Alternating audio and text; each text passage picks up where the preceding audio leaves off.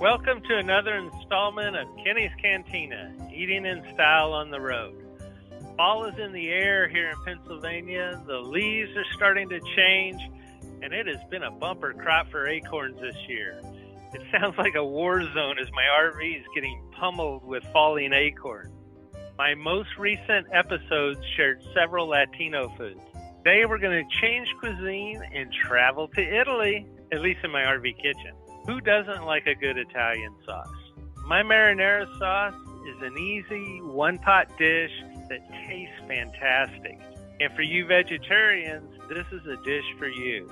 In an hour, you can have a delicious marinara that blows any jar sauce away. So whip up some of my marinara and enjoy an authentic tasting and versatile sauce. Today we're changing things up a bit, and I've invited a friend of mine, Chef Monti, to join us. Chef Monti is a longtime executive chef and has cooked for large parties and small gatherings. He's also of Italian heritage, so I thought it'd be interesting to get his thoughts on my marinara. I'm always up to learning new things and different takes, so I'm sure I'll pick up some ideas. Chef, welcome to my show. How are you doing today? Very well. Buongiorno, my paisan, my friend Kenny. Pleasure to be on your show. Thanks again for joining me, Chef. Let's cook up some marinara. Now, for this dish, prep time is 10 minutes. Cooking time, 1 hour. What we're cooking today will serve 6 to 8 people.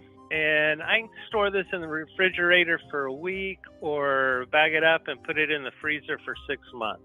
The ingredients that we're going to use are 3 cans of San Marzano plum tomatoes, 1 sweet onion, a carrot, a bulb of garlic, 2 sprigs of rosemary, a bunch of Italian parsley, a handful of basil, 2 tablespoons dried oregano, teaspoons of salt, a cup of olive oil, and a 12-ounce can of tomato puree.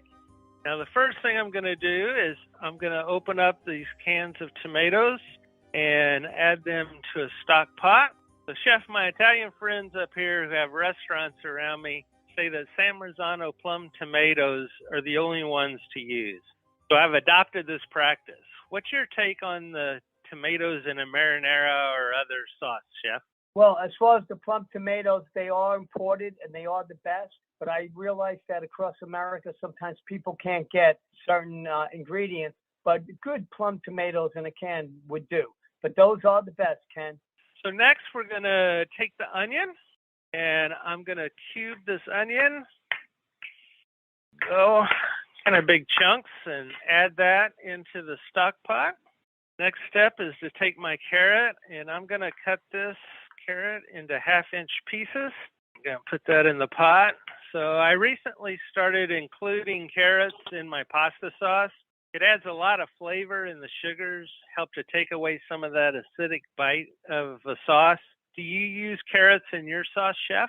Well, to tell you, I really don't, but a lot of my aunts and grandmother used to. And again, it adds a little bit of flavor, and we'll take flavor anytime. Okay, now the garlic. Let's start peeling this garlic. I know it sounds like a lot of garlic, using a whole bulb of garlic, but it really isn't overwhelming. A friend of mine said that his nana or grandmother told him, when you think you have enough garlic, add more. Chef, what's your take on how much garlic should you use? That's a great equation. It's almost like all those acorns hitting your RV. Take all those bulbs, a little bit more, only adds a lot of flavor. We love garlic. The next step is we're going to de-stem the rosemary, and I'm going to just shave that and add that into the pot. Now I'm going to take my Italian parsley, kind of cut off those big stems and put that in the pot. And then the basil, I love the taste of basil. Let me get a good sized handful of that and throw that in the pot. Now the next thing I'm going to do is add dried oregano to the pot. Today I'm using dried oregano.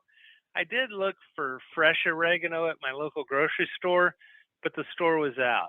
Ever since COVID, I've had to make some adjustments to my recipes and to go to multiple stores. No worries, though. The dried oregano works fine. Chef, what are your thoughts on the herbs that I use? Well, the herbs are definitely great, and I do agree with you. COVID, it's been a little difficult. Growing up Italian, we really didn't have access to many fresh herbs. So we definitely had the regular oregano and basil, sweet basil, as we would say. I think they add the flavors that are really necessary in a great marinara sauce, just as well as the fresh.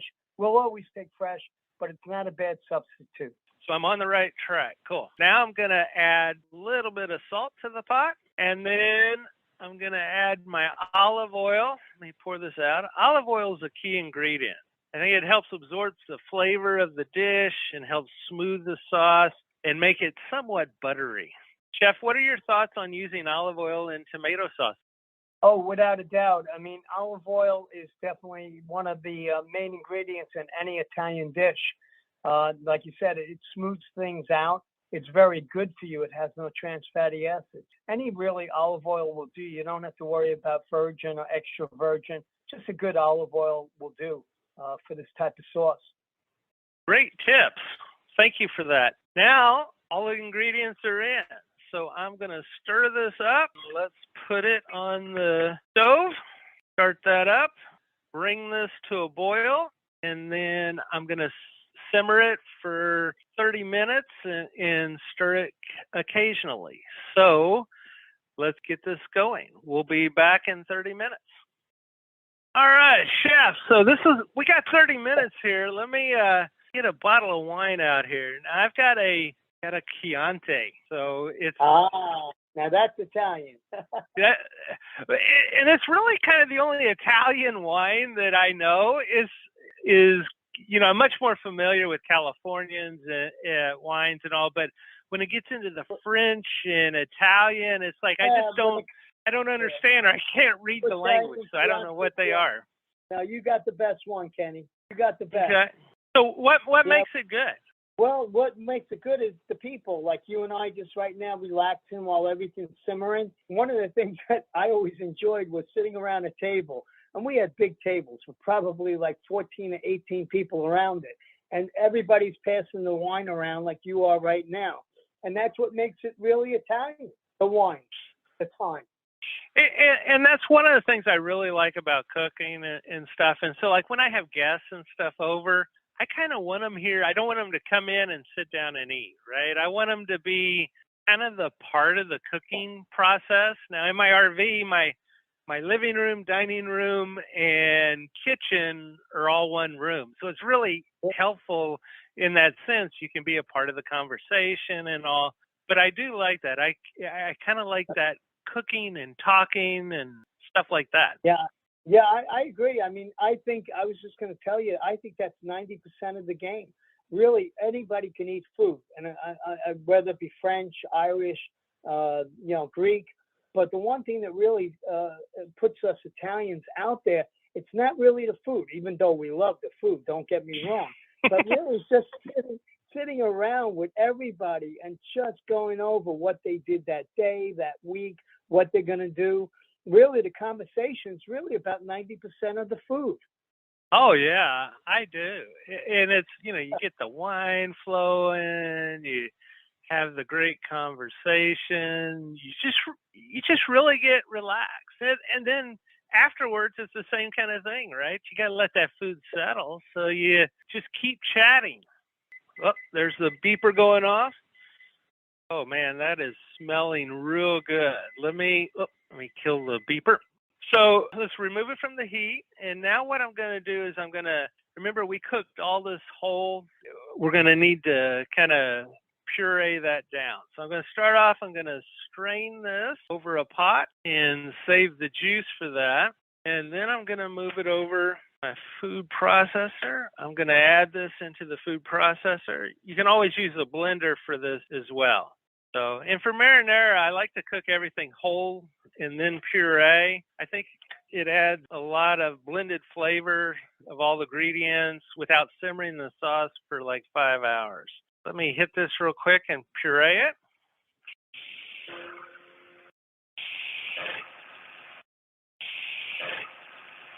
How's that looking? A little bit more.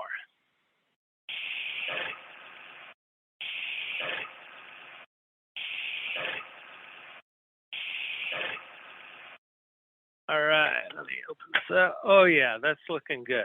Ooh, and God, it smells good in that food processor. Hey, Ken, while you were doing that, I threw in a nice loaf of bread, which is necessary whenever you're making a marinara. You have to dip that bread into the marinara sauce. It's an Italian tradition. Great, thanks for doing that. So, all right, let me add this to the pot, and I'm going to add the drained juice back into that and put this back over on the stove.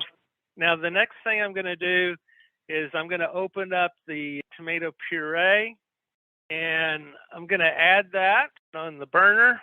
Add that, and let me stir that up real good. I like to add quite a bit of tomato puree when I make marinara or a meat sauce. It really adds a richness and depth to the sauce that I don't think you get without it, and especially if you're not cooking for 5 hours cooking this down, I think that tomato puree really helps and adds to it. All right, we're going to simmer this for another 30 minutes, and I'm going to stir often during this. I'm going to tell you a quick one, Ken, and this is fun. When we were all sitting at the table and our aunts and our grandmothers are bringing out the food, they made a mistake, and the mistake was they bring out the meatballs and the sausage and the sauce first with a nice loaf of bread that was warm, and by the time they came in with the lasagna or the manicotti, everything was gone because we had attacked it before the main course had come out. You can't put a great marinara sauce with great people, great bread. We're going to definitely enjoy it before the main course comes out. Now, you bring up an interesting point because I've been in Rome and all, and you get a little side dish of pasta and all. And see, typically, I think we Americans, it's like, okay, the meatballs and pasta, that's our main course. But like what you were saying, there's really, that's not the main course, right? You have other things. So, we've got all these, different dishes and all. We need a salad. Do we need green in this too? Oh, absolutely. Every time that we ate, there was always what we would call an ensalada course, meaning you always have to have salad before you have the marinara sauce, the meatballs, and the entree. And that was always 100%. You have to have a salad course before. And then you can go right to whatever you're having, the manicotti, lasagna, stuffed shells, rigatoni, whatever it may be. But no, Kenny, you do have to have that salad course beforehand. That's an absolutely must. Because we used to just use like an Italian dressing. But of course, you could throw in fresh mozzarella. You could throw in peppers, any type of antipasta before the actual entree would definitely work. Because again, manja. We just want to eat as much as we can, and that's what we normally do at a Italian sit down. You brought up fresh mozzarella and all, and I found there's a really different taste to a fresh mozzarella than you get the mozzarella like slices to throw on a sandwich and stuff. And so I've been trying to buy, fresh mozzarella and whole milk ricotta cheese and blocks of like Parmesan and Asiago and all. I just like the freshness of the realness rather than a processed cheese. Yeah, it is much better than sometimes the canned stuff. The Reggiano Parmesan, definitely if people look for it, it's out there because I buy it all the time. It's fresh mozzarella. Well, we don't expect most people, back in the days, I used to actually get the curds and with warm water, I would make my own mozzarella. But the process doesn't need to be done today. While it is really tasty and it's as fresh can be. I think that when I'm in the stores and I do see they have regular, like I won't mention the brand, but they do have regular fresh mozzarella also. I would go with the fresh anytime, and the Reggiano Parmesan, like you mentioned, anytime over the other type of store-bought. And I think it just adds to the greatness of a fresh Italian dish. All right. Oh, man, this is smelling good. Let me kill the timer again. Really looks good. I'm going to remove it from the heat, and I'm going to let it stand and kind of set for 10 minutes before we have a taste. So let's let that cool a little bit, and we'll be back in 10 minutes. I've got a question for you. You've been a professional chef for many years and all. Tell us about your restaurant and what kind of dishes do you like to serve, and what are you looking for? What's the experience that you're trying to give your diners?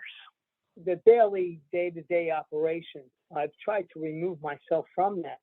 Now I'm in the twilight of my career after 45 years in the food industry. I'm primarily want to just do catering parties. I don't want to get up every day and do that 9 to 5, or as we would say in the restaurant industry, 2 to 10, 2 to 11. So catering has really been my forte lately. It's great for the people that want the catering, and it's great for me because I could pick and choose the type of affairs that I want to do.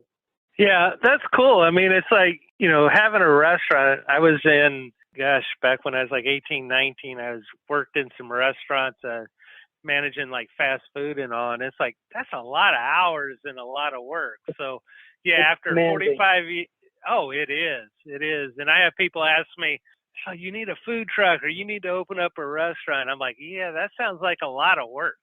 I'd rather cook for friends. So let me ask you a question. I mean, it's like you've been in this for like 45 years. Why did you get into it? What drove you to getting into the chef business? That's a great question, but actually I never really drove myself into it. I guess being a teenage guy at the time, being hungry was probably my best motivator. And when I had the opportunity to learn how to cook, I think one of the first questions I did ask was, do you get to eat what you make? And as soon as the guidance counselor said, yes, you do, I said, well, that's for me. That started a 4.5-decade career, which has really been fantastic. It's brought me to a lot of regions of America, and it's brought me to a lot of different people, and it brought me to you. So I look at it as such a beneficial part of my life to be able to meet all the wonderful people like yourself, Ken, and everybody else along the way. It's been a great career. It is. I mean, happiness is through the stomach kind of thing, and you're kind of in that business. You're kind of like making everybody happy. One of the things too that when you just mentioned that, I had a great instructor, chef, and he told me, look, if you learn how to cook, you'll always be able to put food on the table for your family. And I guess 45 years later, Chef Jenkins was correct.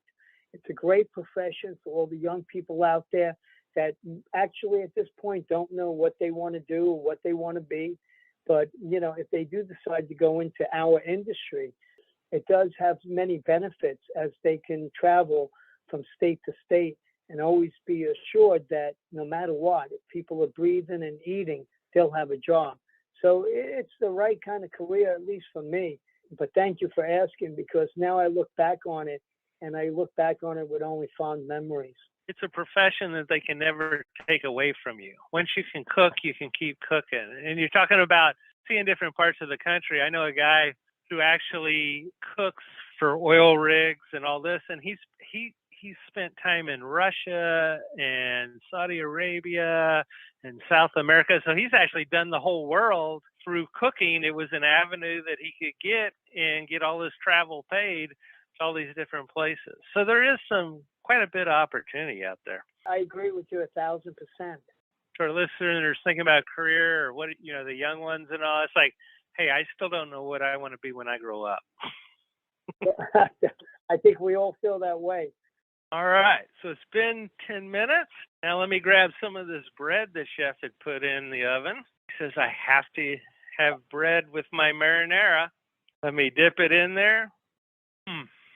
What a great rich flavor. It has such a great tomato flavor. Then you get the pop of the herbs. Oh man, it really is good, and it doesn't have an acidity bite to it. Serve this over pasta and enjoy. Some serving recommendations for this. The marinara is great on pasta. You can also whip up some Italian sausage and veggies and top that with marinara. You can add some of my shredded beef from season 2, episode 8, and simmer it for like 15 minutes with the marinara, and it makes a great Sunday gravy. That tastes that like it's been cooked all day. It just totally changes up the flavor and has a deep, rich, beefy taste to it. When you hit upon that Sunday, that's very important for our listeners out there. Most Italians, and I would say 95% of them, for some particular reason, they seem to make it always on a Sunday. Basically, I guess, to have it for the following week that's coming up. But every single apartment building, every single home, every single RV just smelled so good on a Sunday because they'd make their sauce/gravy. And that's always been a big debate over hundreds of years, whether it's a sauce or a gravy. But you can't deny one thing. The taste of it is really great, and you can use it all week long. Oh, I hear you. It is great. And I had never heard of Sunday gravy until I moved up to the Philadelphia area, and people were talking about Sunday gravy and all. I'm like, I'm from the South, so I'm like, is this a cream gravy? Is it a brown gravy? And it's like, no, they're talking about tomato sauce. It's like cool. Now I learned something. So thanks for sharing that on the Sunday gravy. My pleasure. Another way I serve this is just kind of layer it over a grilled chicken breast, or you can serve it over some roasted vegetables, or use it as a dipping sauce for fried zucchini, or as Chef said, over the bread. I've also used this as a fantastic pizza sauce. And I like lots of sauce on my pizza. You just spread it on heavy, and oh my gosh, the flavor is great. And the other thing I've done is use leftovers to make a lasagna. And I've even added some heavy cream to some of the leftovers, and it makes a great tasting tomato soup. So be creative, add it to all sorts of things. Chef, how else do you use marinara sauce? Well, you hit upon the most important ones, but I like, as you mentioned, to basically keep it in my refrigerator because there's so many things during the course of the week that I like to just be able to grab it, heat it up, add it, as you said, to make a lasagna. I'm one to always make a lot of my own pizzas, whether it be English muffin pizzas or any other type of pizza. It's great when you have that marinara sauce that's already cooked, it's already flavorful, and it's already in the back of your refrigerator. So that way you have the next 7 days or more to realize what you want to do, whether it be, as you said, vegetables. I like to cook up a few mozzarella sticks, and having my basil marinara sauce, I could just dip it right in. So all of those choices are great once you make this sauce that you made for us today. Cool. So, hey, I have another question for you, Chef. Now, you've in your restaurant and all, you know, I'm cooking for like 6 to 8 people. That gives me plenty of leftovers because I don't normally have 6 or 8 people over, but I do love the leftovers. But in a kitchen setting, in a restaurant setting, how big of pot of sauce do you make in a day, and how do you serve it to your customers? We'll cook a lot of it because it's a sauce that when you make it, you don't want to make it twice in the same week. So we would use a large stock pot, and I would say it's about maybe 4 quarts, so somewhere around a gallon to a gallon and a half.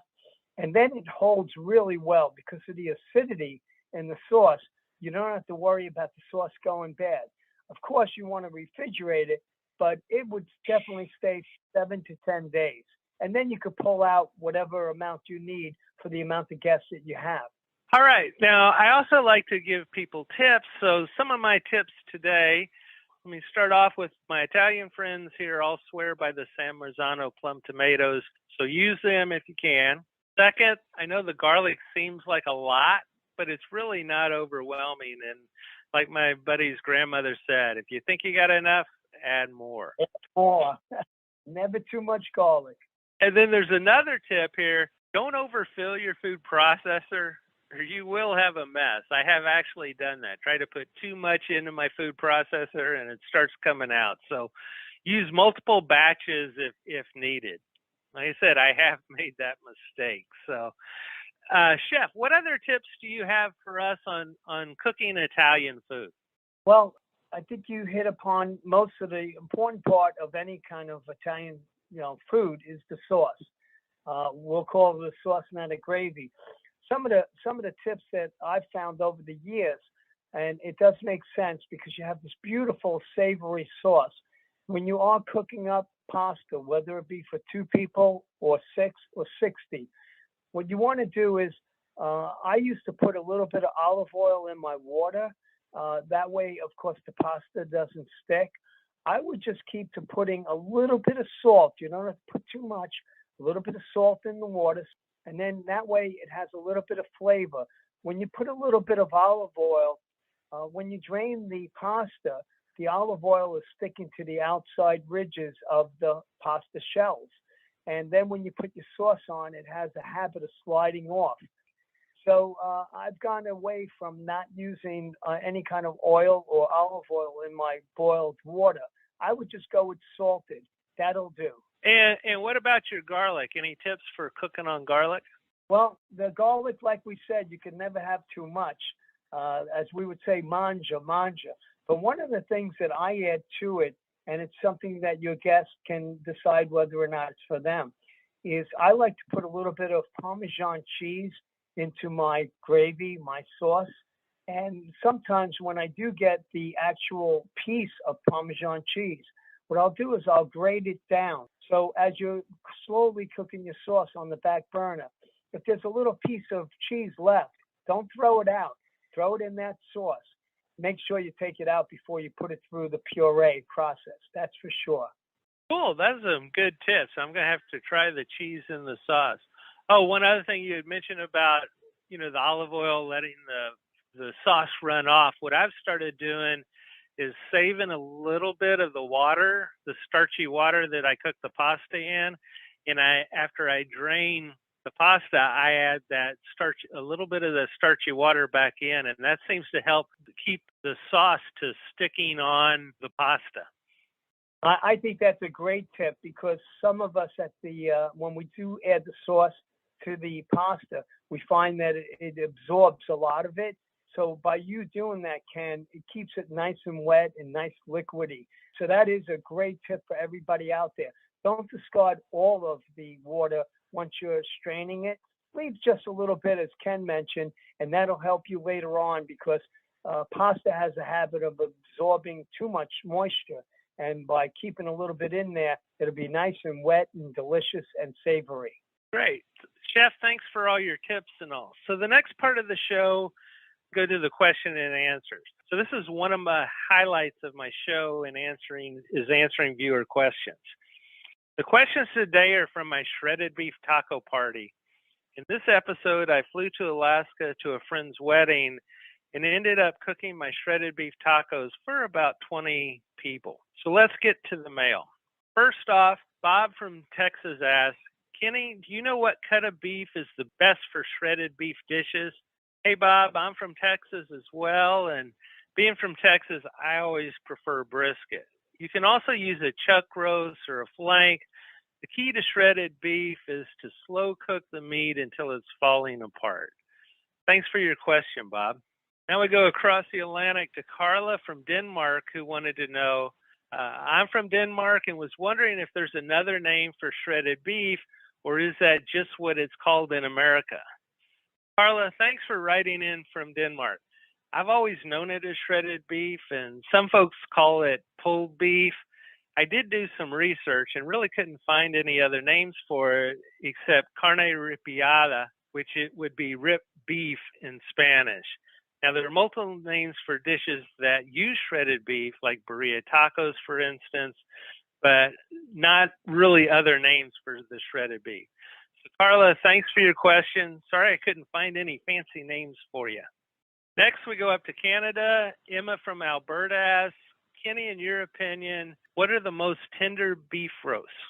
Emma, thanks for your question. It actually got me craving roast beef, so I am dry aging a top loin roast in my fridge now.